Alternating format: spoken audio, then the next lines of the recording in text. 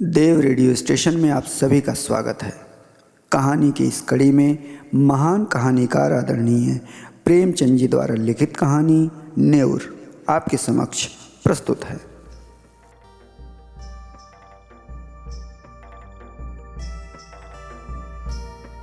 आकाश में चांदी के पहाड़ भाग रहे थे, टकरा रहे थे, गले मिल रहे थे, जैसे सूर्य मेघ संग्राम छिड़ा हुआ हो। कभी छाया हो जाती थी, कभी तेज धूप चमक उठती थी। बरसात के दिन थे, उमस हो रही थी, हवा बंद हो गई थी। गांव के बाहर कई मजूर एक खेत की मेड़ बांध रहे थे। नंगे बदन, पसीने में तर, कछनी कसे हुए, सब के सब फावड़े से मिट्टी खोदकर मेड़ पर रखते जाते थे। पानी से मिट्टी नरम हो गई थी। गोबर ने अपनी कानी आंख मटका कर कहा, अब तो हाथ नहीं चलता भाई, गोला भी छूट गया होगा, चबेना कर लें। नेउर ने हंसकर कहा, ये मेड़ तो पूरी कर लो, फिर चबेना कर लेना, मैं तो तुमसे पहले आया। दोनों ने सिर पर झव्वा उठाते हुए कहा, तुमने अपनी जवानी में जितना घी खाया होगा नेउर दादा, उतना तो अब हमें पानी भी नहीं मिलता। नेउर छोटे डील का गठीला, काला, फुर्तीला आदमी था। उम्र 50 के ऊपर थी, मगर अच्छे अच्छे नौजवान उसके बराबर मेहनत न कर सकते थे। अभी 2-3 साल पहले तक कुश्ती लड़ता था। जब से गाय मर गई, कुश्ती लड़ना छोड़ दिया था। गोबर, तुमसे तम्बाकू पिए बिना कैसे रहा जाता है नेउर दादा? यहाँ तो चाहे रोटी न मिले, लेकिन तम्बाकू के बिना नहीं रहा जाता। दीना, तो यहाँ से जाकर रोटी बनाओगे दादा? ओ दादा, यहाँ से जाकर रोटी बनाओगे? बुढ़िया कुछ नहीं करती। हमसे तो दादा ऐसी मेहरिया से एक दिन न पटे। नेउर के पिचके खिचड़ी मूछों से ढके मुख पर हास्य की स्मित रेखा चमक उठी, जिसने उसकी कुरूपता को भी सुंदर बना दिया। बोला, जवानी तो उसी के साथ कटी है बेटा, जवानी उसी के साथ कटी है बेटा। अब उससे कोई काम नहीं होता तो क्या करूं? बताओ बताओ बताओ। गोबर, तुमने उसे सिर चढ़ा रखा है, नहीं तो काम क्यों न करती? मजे से खाट पर बैठी चिलम पीती रहती है और सारे गांव से लड़ा करती है। तुम बूढ़े हो गए, लेकिन वो तो अब भी जवान बनी है। दीना, जवान औरत उसकी क्या बराबरी करेगी? सेंदूर, टिकुली, काजल, मेहंदी में तो उसका मन बसता है। बिना किनारदार रंगीन धोती के उसे कभी देखा ही नहीं। उस पर गहनों से भी जी नहीं भरता। तुम गऊ हो, इससे निवाह हो जाता है, नहीं तो अब तक गली गली ठोकरें खाती होती। गोबर, मुझे तो उसके बनाव सिंगार पर गुस्सा आता है। काम कुछ न करेगी, पर खाने पहनने को अच्छा ही चाहिए। नेउर, तुम क्या जानो बेटा, जब वो आई थी तो मेरे घर में 7 हल की खेती होती थी। 7 हल की खेती, रानी बनी बैठी रहती थी। जमाना बदल गया तो क्या हुआ, उसका मन तो वही है। घड़ी भर चूल्हे के सामने बैठ जाती है तो आंखें लाल हो जाती हैं और मूड थाम कर पड़ जाती है। मुझसे तो यह नहीं देखा जाता। इसी दिन रात के लिए तो आदमी शादी ब्याह करता है, और इसमें क्या रखा है। यहाँ से जाकर रोटी बनाऊंगा, पानी लाऊंगा, तब 2 कौर खाएगी। नहीं तो मुझे क्या था, तुम्हारी तरह 4 फंकी मार कर 1 लोटा पानी पी लेता। जब से बिटिया मर गई तब से तो वो और भी लस्त हो गई। ये बड़ा भारी धक्का लगा। माँ की ममता हम तुम क्या समझेंगे बेटा। पहले तो कभी कभी डांट भी देता था, अब किस मुंह से डांटूं। दीना, तुम कल पेड़ पर काहे को चढ़े थे, अभी गूलर कौन पकी है। नेउर, उस बकरी के लिए थोड़ी पत्ती तोड़ रहा था। बिटिया को दूध पिलाने को बकरी ली थी, अब बुढ़िया हो गई है, लेकिन थोड़ा दूध दे देती है। उसी का दूध और रोटी बुढ़िया का आधार है। घर पहुंचकर नेउर ने लोटा और डोर उठाया और नहाने चला कि स्त्री ने खाट पर लेटे लेटे कहा, इतनी देर क्यों कर दिया करते हो। आदमी काम के पीछे परान थोड़े ही देता है। जब मजूरी सबके बराबर मिलती है तो क्यों काम के पीछे मरते हो। नेउर का अंतःकरण एक माधुर्य से सराबोर हो गया। उसके आत्मसमर्पण से भरे हुए प्रेम में मैं की गंध भी तो नहीं थी। कितना स्नेह और किसे उसके आराम की, उसके मरने जीने की चिंता है। फिर ये क्यों ना अपनी बुढ़िया के लिए मरे। बोला, तू उस जन्म में कोई देवी रही होगी बुधिया, सच। अच्छा रहने दो यह चापलूसी। हमारे आगे अब कौन बैठा हुआ है जिसके लिए इतना हाय हाय करते हो। नेउर गज भर की छाती किए स्नान करने चला। लौटकर उसने मोटी मोटी रोटियां बनाई, आलू चूल्हे में डाल दिए, उनका भुर्ता बनाया। फिर बुधिया और वो दोनों साथ खाने बैठे। बुधिया, मेरी जात से तुम्हें कोई सुख न मिला। पड़े पड़े खाती हूँ और तुम्हें तंग करती हूँ। इससे तो कहीं अच्छा था कि भगवान मुझे उठा लेते। भगवान आएंगे तो मैं कहूँगा पहले मुझे ले चलो, तब इस सूनी झोपड़ी में कौन रहेगा। तुम न रहोगे तो मेरी क्या दशा होगी, ये सोचकर मेरी आंखों में अंधेरा आ जाता है। मैंने कोई बड़ा पुण्य किया था कि तुम्हें पाया। किसी और के साथ मेरा भला क्या निबाह होता। ऐसे मीठे संतोष के लिए नेउर क्या नहीं कर डालना चाहता था।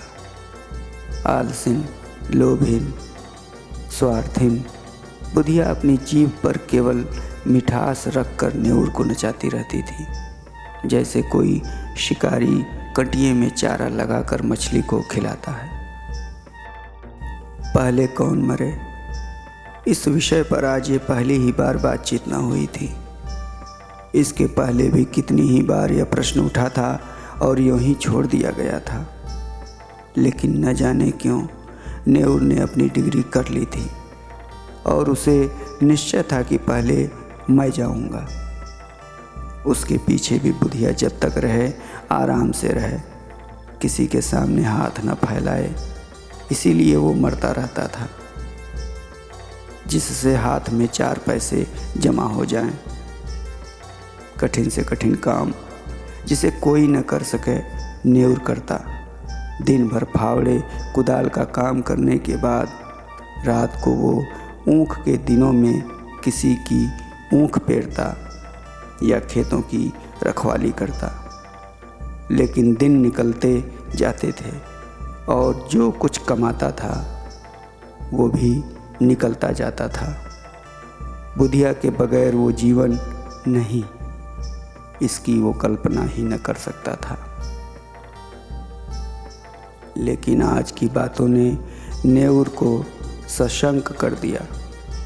जल में एक बूंद रंग की भांति यह शंका उसके मन में समाकर अतिरंजित होने लगी। गांव में नेउर को काम की कमी न थी, पर मजूरी तो वही मिलती थी जो अब तक मिलती आई थी। इस मंदी में वो मजूरी भी नहीं रह गई थी। एकाएक गांव में एक साधु कहीं से घूमते फिरते आ निकले और नेउर के घर के सामने ही पीपल की छाह में उनकी धूनी जल गई। गांव वालों ने अपना धन्य भाग्य समझा। बाबा जी का सेवा सत्कार करने के लिए सभी जमा हो गए। कहीं से लकड़ी आ गई, कहीं से बिछाने को कंबल, कहीं से आटा दाल। नेउर के पास क्या था? बाबा जी के लिए भोजन बनाने की सेवा उसने ली। चरस आ गई, दम लगने लगा। 2-3 दिन में ही बाबा जी की कीर्ति फैलने लगी। वो आत्मदर्शी हैं, भूत भविष्य सब बता देते हैं। लोभ तो छू ही नहीं गया। पैसा हाथ से नहीं छूते और भोजन भी क्या करते हैं। 8 पहर में 1-2 बाटियां खा ली, लेकिन मुख दीपक की तरह दमक रहा है। कितनी मीठी बानी है। सरल हृदय नेउर बाबा जी का सबसे बड़ा भक्त था। उस पर कहीं बाबा जी की दया हो गई तो पारस ही हो जाएगा, सारा दुख दलिद्दर मिट जाएगा। भक्तजन एक एक करके चले गए थे। खूब कड़ाके की ठंड पड़ रही थी। केवल नेउर बैठा बाबा जी के पांव दबा रहा था। बाबा जी ने कहा, बच्चा, संसार माया है, इसमें क्यों फंसे हो? नेउर ने नतमस्तक होकर कहा, अज्ञानी हूँ महाराज, क्या करूं? स्त्री है, उसे किस पर छोड़ूं? तू समझता है, तू स्त्री का पालन करता है, और कौन सहारा है उसे बाबा जी? ईश्वर कुछ नहीं है, तू ही सब कुछ है। नेउर के मन में जैसे ज्ञान उदय हो गया। तू इतना अभिमानी हो गया है, तेरा इतना दिमाग, मजदूरी करते करते जान जाती है और तू समझता है मैं ही बुधिया का सब कुछ हूँ। प्रभु जो सारे संसार का पालन करते हैं, तू उनके काम में दखल देने का दावा करता है। उसके सरल ग्रामीण हृदय में आस्था की ध्वनि से उठकर उसे धिक्कारने लगी। बोला, अज्ञानी हूँ महाराज, अज्ञानी हूँ। इससे ज़्यादा वो और कुछ न कह सका। आँखों से दीन विषाद के आंसू गिरने लगे। बाबा जी ने तेजस्विता से कहा, देखना चाहता है ईश्वर का चमत्कार? वो चाहे तो क्षण भर में तुझे लखपति कर दें, क्षण भर में तेरी सारी चिंताएं हर लें। मैं उसका एक तुच्छ भक्त हूँ काकविष्टा, लेकिन मुझ में भी इतनी शक्ति है कि तुझे पारस बना दूँ। तू साफ दिल का सच्चा ईमानदार आदमी है, मुझे तुझ पर दया आती है। मैंने इस गांव में सबको ध्यान से देखा, किसी में शक्ति नहीं, विश्वास नहीं। तुझ में मैंने भक्त का हृदय पाया। तेरे पास कुछ चांदी है? नेउर को जान पड़ रहा था कि सामने स्वर्ग का द्वार है। 10-5 रुपए होंगे महाराज, कुछ चांदी के टूटे फूटे गहने नहीं हैं? घरवाली के पास कुछ गहने हैं? कल रात को जितनी चांदी मिल सके यहाँ ला और ईश्वर की प्रभुता देख। तेरे सामने मैं चांदी को हांडी में रख कर इसी धूनी में रख दूंगा। प्रातःकाल आकर हांडी निकाल लेना, मगर इतना याद रखना कि उन अशरफियों को अगर शराब पीने में, जुआ खेलने में या किसी दूसरे बुरे काम में खर्च किया तो कोढ़ी हो जाएगा। अब सो जा, अब सो जा। हाँ, इतना और सुन ले, इसकी चर्चा किसी से मत करना, घर वालों से भी नहीं। नेउर घर चला तो ऐसा प्रसन्न था मानो ईश्वर का हाथ उसके सिर पर है। रात भर उसे नींद नहीं आई। सवेरे उसने कई आदमियों से 2-2, 4-4 रुपए उधार लेकर 50 रुपए जोड़े। लोग उसका विश्वास करते थे, कभी किसी का 1 पैसा भी न दबाता था। वादे का पक्का, नियत का साफ। रुपए मिलने में दिक्कत ना हुई। 25 रुपए उसके पास थे। बुधिया से गहने कैसे ले? चाल चली, तेरे गहने बहुत मैले हो गए हैं, खटाई से साफ कर ले। रात भर खटाई में रहने से नए हो जाएंगे। बुधिया चकमे में आ गई। हांडी में खटाई डालकर गहने भिगो दिए। जब रात को वो सो गई तो नेउर ने रुपए भी उसी हांडी में डाल दिए और बाबा जी के पास पहुंचा। बाबा जी ने कुछ मंत्र पढ़ा, हांडी को धूनी की राख में रखा और नेउर को आशीर्वाद देकर विदा किया। रात भर करवटें बदलने के बाद नेउर मुंह अंधेरे बाबा के दर्शन करने गया, मगर बाबा जी का वहाँ पता न था। अधीर होकर उसने धूनी की जलती हुई राख टटोली। हांडी गायब थी। छाती धक धक करने लगी। बदहवास होकर बाबा को खोजने लगा। हाट की तरफ गया, तालाब की ओर पहुंचा। 10 मिनट, 20 मिनट, आधा घंटा, बाबा का कहीं निशान नहीं। भक्त आने लगे। बाबा कहाँ गए? कंबल भी नहीं, बर्तन भी नहीं। भक्त ने कहा, रमते साधुओं का क्या ठिकाना, आज यहाँ कल वहाँ, एक जगह रहें तो साधु कैसे? लोगों से हेल मेल हो जाए, बंधन में पड़ जाएं। सिद्ध थे, सिद्ध, लोभ को छू नहीं गया था। नेउर कहाँ है? उस पर बड़ी दया करते थे, उससे कह गए होंगे, उससे जरूर कह गए होंगे। नेउर की तलाश होने लगी, कहीं पता नहीं। इतने में बुधिया नेउर को पुकारती हुई घर में से निकली। फिर कोलाहल मच गया।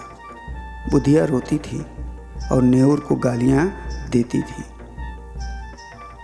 नेउर खेतों की मेड़ों से बेतहाशा भागता चला जाता था, मानो इस पापी संसार से निकल जाएगा। एक आदमी ने कहा, नेउर ने कल मुझसे 5 रुपए लिए थे, आज सांझ को देने को कहा था। दूसरा, हमसे भी तो 2 रुपए आज ही के वादे पर लिए थे। बुधिया रोई, दाढ़ी जार मेरे सारे गहने ले गया, 25 रुपए रखे थे वो भी उठा ले गया। लोग समझ गए बाबा कोई धूर्त था, नेउर को झांसा दे गया। ऐसे ऐसे ठग पड़े हैं संसार में। नेउर के बारे में किसी को ऐसा संदेह नहीं था। बेचारा सीधा आदमी आ गया पट्टी में, मारे लाज के कहीं छिपा बैठा होगा। 3 महीने गुजर गए। झांसी जिले में धसान नदी के किनारे एक छोटा सा गांव है, काशीपुर। नदी के किनारे एक पहाड़ी टीला है। उसी पर कई दिन से एक साधु ने अपना आसन जमाया है। नाटे कद का आदमी है, काले तवे का सा रंग, देह गठी हुई, ये नेउर है जो साधु वेश में दुनिया को धोखा दे रहा है। वही सरल निष्कपट नेउर जिसने कभी पराये माल की ओर आंख नहीं उठाई, जो पसीने की रोटी खाकर मगन था। घर की, गांव की और बुधिया की याद एक क्षण भी उसे नहीं भूलती। इस जीवन में फिर कोई दिन आएगा कि वो अपने घर पहुंचेगा और फिर उस संसार में हंसता खेलता अपनी छोटी छोटी चिंताओं और छोटी छोटी आशाओं के बीच आनंद से रहेगा। वो जीवन कितना सुखमय था। जितने थे सब अपने थे, सभी आदर करते थे, सहानुभूति रखते थे। दिन भर की मजूरी, थोड़ा सा अनाज या थोड़े से पैसे लेकर घर आता था तो बुधिया कितने मीठे स्नेह से उसका स्वागत करती थी। वो सारी मेहनत, सारी थकावट जैसे उस मिठास में सनकर और मीठी हो जाती थी। हाय, वे दिन फिर कब आएंगे? न जाने बुधिया कैसे रहती होगी। कौन उसे पान की तरह फेरेगा? कौन उसे पकाकर खिलाएगा? घर में पैसा भी तो नहीं छोड़ा, गहने तक डुबा दिए। तब उसे क्रोध आता कि उस बाबा को पा जाए तो कच्चा ही खा जाए। हाय लोभ, हाय लोभ। उसके अनन्य भक्तों में एक सुंदरी युवती भी थी जिसके पति ने उसे त्याग दिया था। उसका बाप फौजी पेंशनर था। एक पढ़े लिखे आदमी से लड़की का विवाह किया, लेकिन लड़का माँ के कहने में था और युवती की अपनी सास से न पड़ती थी। वो चाहती थी शौहर के साथ सास से अलग रहे। शौहर अपनी माँ से अलग होने पर न राजी हुआ। वो रूठ कर मैके चली आई। तब से 3 साल हो गए थे और ससुराल से एक बार भी बुलावा न आया, न पति देव ही आए। युवती किसी तरह पति को अपने वश में कर लेना चाहती थी। महात्माओं के लिए किसी का दिल फेर देना ऐसा क्या मुश्किल है? हाँ, उनकी दया चाहिए। एक दिन उसने एकांत में बाबा जी से अपनी विपत्ति कह सुनाई। नेउर को जिस शिकार की टोह थी वो आज मिलता हुआ जान पड़ा। गंभीर भाव से बोला, बेटी, मैं न सिद्धू हूँ न महात्मा, न मैं संसार के झमेले में पड़ता हूँ, पर तेरी श्रद्धा और प्रेम देखकर तुझ पर दया आती है। भगवान ने चाहा तो तेरा मनोरथ पूरा हो जाएगा। आप समर्थ हैं और मुझे आपके ऊपर विश्वास है। भगवान की जो इच्छा होगी वही होगा। इस अभागिन की डूंगी आप ही पार लगा सकते हैं। भगवान पर भरोसा रखो। मेरे भगवान तो आप ही हो। नेउर ने मानो धर्म संकट में पड़कर कहा, लेकिन बेटी, उस काम में बड़ा अनुष्ठान करना पड़ेगा और अनुष्ठान में सैकड़ों हजारों का खर्च है। उस पर भी तेरा काज सिद्ध होगा या नहीं ये मैं नहीं कह सकता। हाँ, मुझसे जो कुछ हो सकेगा वो मैं कर दूंगा, पर सब कुछ भगवान के हाथ में है। मैं माया को हाथ से नहीं छूता, लेकिन तेरा दुख नहीं देखा जाता।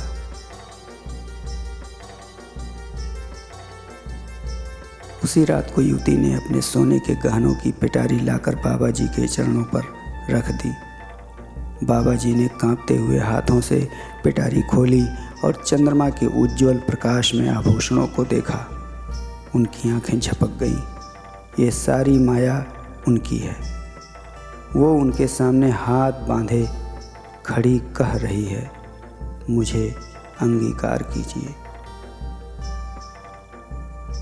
कुछ भी तो करना नहीं है, केवल पिटारी लेकर अपने सिरहाने रख लेना है और युवती को आशीर्वाद देकर विदा कर देना है। प्रातःकाल वो आएगी। उस वक्त वो उतना दूर होंगे जहाँ तक उनकी टांगें ले जाएंगी। ऐसा आशातीत सौभाग्य। जब वो रुपयों से भरी थैलियाँ लिए गांव में पहुँचेंगे और बुधिया के सामने रख देंगे, ओह, इससे बड़े आनंद की तो वो कल्पना भी नहीं कर सकते।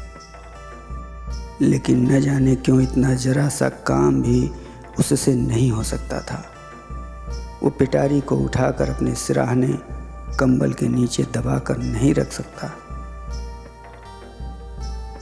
है कुछ नहीं, पर उसके लिए असूझ है, असाध्य है। वो उस पिटारी की ओर हाथ भी नहीं बढ़ा सकता। हाथों पर उसका कोई बस नहीं। जाने दो, हाथ जबान से कह सकता है। इतना कहने में कौन सी दुनिया उल्टी जाती है कि बेटी, इसे उठाकर इस कंबल के नीचे रख दे। जबान कट तो न जाएगी, मगर अब उसे मालूम होता है कि जबान पर भी उसका काबू नहीं है। आँखों के इशारे से भी यह काम हो सकता है, लेकिन इस समय आँखें भी बगावत कर रही हैं। मन का राजा इतने मंत्रियों और सामंतों के होते हुए भी अशक्त है, निरीह है। लाख रुपए की थैली सामने रखी हो, नंगी तलवार हाथ में हो, गाय मजबूत रस्सी के सामने बंधी हो, क्या उस गाय की गर्दन पर उसके हाथ उठेंगे? कभी नहीं। कोई उसकी गर्दन भले ही काट ले, वो गौ की हत्या नहीं कर सकता। वो परित्यक्ता उसे उसी गौ की तरह लग रही थी जिस अवसर को वो 3 महीने से खोज रहा है। उसे पाकर आज उसकी आत्मा कांप रही है। तृष्णा किसी वन्य जंतु की भांति अपने संस्कारों से आखेट प्रिय है, लेकिन जंजीरों से बंधे बंधे उसे नख गिर गए हैं और दांत कमज़ोर हो गए हैं। उसने रोते हुए कहा, बेटी, पिटारी उठा ले जाओ। मैं तुम्हारी परीक्षा कर रहा था। तुम्हारा मनोरथ पूरा हो जाएगा।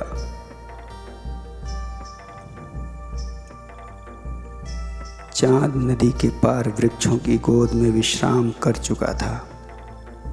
नेऊर धीरे से उठा और धसान में स्नान करके एक ओर चल दिया। भभूत और तिलक से उसे घृणा हो रही थी। उसे आश्चर्य हो रहा था कि वो घर से निकला ही कैसे। थोड़े से उपहास के भय से उससे अपने अंदर एक विचित्र उल्लास का अनुभव हो रहा था, मानो वो बेड़ियों से मुक्त हो गया हो, कोई बहुत बड़ी विजय प्राप्त की हो। 8वें दिन नेऊर अपने गांव पहुंच गया। लड़कों ने दौड़कर उछल कूद कर उसकी लकड़ी उसके हाथ से छीनकर उसका स्वागत किया। एक लड़के ने कहा, काकी तो मर गई दादा। नेऊर के पांव जैसे बंध गए, मुंह के दोनों कोने नीचे झुक गए, दीन विषाद आंखों में चमक उठा। कुछ बोला नहीं, कुछ पूछा भी नहीं। पल भर जैसे निस्संग खड़ा रहा, फिर बड़ी तेजी से अपनी झोपड़ी की ओर चला। बालक वृंद भी उसके पीछे दौड़े, मगर उनकी शरारत और चंचलता भाग गई थी। झोपड़ी खुली पड़ी थी। बुधिया की चारपाई जहाँ की तहाँ थी। उसकी चिलम और नारियल ज्यों के त्यों धरे हुए थे। एक कोने में 2-4 मिट्टी और पीतल के बर्तन पड़े हुए थे। लड़के बाहर ही खड़े रह गए। झोपड़ी के अंदर कैसे जाएं? वहाँ बुधिया बैठी है। गांव में भगदड़ मच गई। नेउर दादा आ गए। झोपड़ी के द्वार पर भीड़ लग गई। प्रश्नों का तांता बंध गया। तुम इतने दिन कहाँ थे दादा? तुम्हारे जाने के बाद तीसरे ही दिन काकी चल बसी। रात दिन तुम्हें गालियाँ देती थी। मरते मरते तुम्हें गरियाती ही रहीं। तीसरे दिन आए तो मरी पड़ी थी। तुम इतने दिन कहाँ रहे? नेउर ने कोई जवाब न दिया। केवल शून्य, निराश, करुण, आहत नेत्रों से लोगों की ओर देखता रहा, मानो उसकी वाणी हर ली गई है। उस दिन से किसी ने उसे बोलते या रोते, हंसते नहीं देखा। गांव से आध मील पर पक्की सड़क है। अच्छी आमदरफ्त है। नेउर बड़े सवेरे जाकर सड़क के किनारे एक पेड़ के नीचे बैठ जाता है। किसी से कुछ मांगता नहीं, पर राहगीर कुछ न कुछ दे ही देते हैं। चबैना, अनाज, पैसे। संध्या समय वो अपनी झोपड़ी में आ जाता है। चिराग जलाता है, भोजन बनाता है, खाता है और उसी खाट पर पड़ा रहता है। उसके जीवन में जो एक संचालक शक्ति थी, वो लुप्त हो गई है। वो अब केवल जीवधारी है। कितनी गहरी मनोव्यथा है। गांव में प्लेग आया। लोग घर छोड़ छोड़ कर भागने लगे। नेउर को अब किसी की परवाह न थी। न किसी को उससे भय था, न प्रेम। सारा गांव भाग गया। नेउर ने अपनी झोपड़ी न छोड़ी। तब होली आई। सबने खुशियां मनाई। नेउर अपनी झोपड़ी से न निकला और आज भी वो उसी पेड़ के नीचे, सड़क के किनारे, उसी तरह मौन बैठा हुआ नजर आता है। निश्चेष्ट, निर्जीव, निर्जीव। कहानी की इस कड़ी में आप सुन रहे थे महान कहानीकार आदरणीय प्रेमचंद जी द्वारा लिखित कहानी नेउर। अगली कड़ी में एक नई कहानी के साथ फिर मिलूँगा। तब तक के लिए देवव्रत का प्रणाम।